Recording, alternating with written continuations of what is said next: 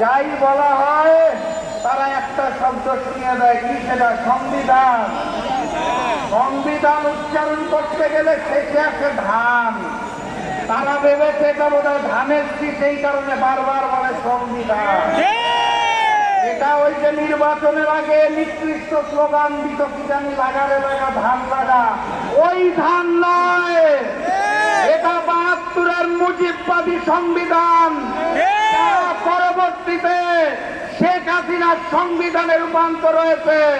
সেই সংবিধানকে তারেক বাদের সংবিধান আমরা হতে দেব না।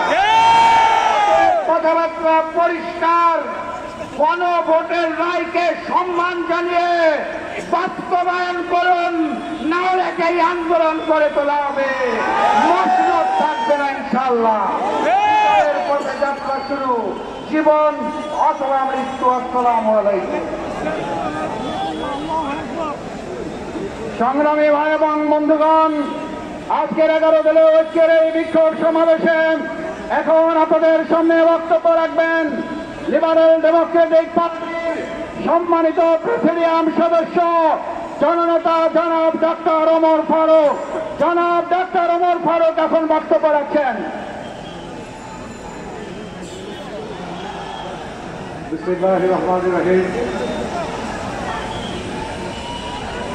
সম্মানিত উপস্থিতি এবং 11 দলের সম্মানিত নেতৃবৃন্দ,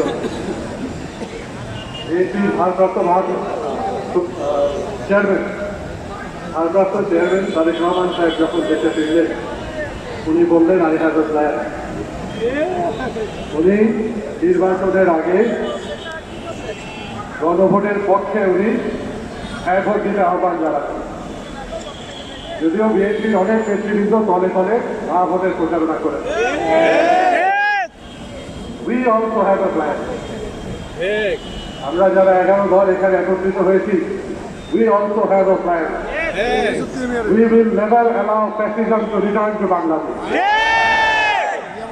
আজকে গণভোটের যে একটা অধ্যাদেশ করে ফেলা হচ্ছে, এই একটা অধ্যাদেশ বাতিল করার মাধ্যমে ফ্যাসিজমের একটা বীজ বপন করা হচ্ছে।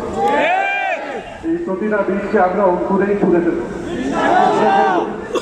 আমরা ভেবেছিলাম ফ্যাসিজমের যে শিকড় গভীরে গেছিল, আমরা উপরে ফেলতে পেরেছি, কিন্তু এখন নতুন করে গুম প্রতিরোধ কমিশনের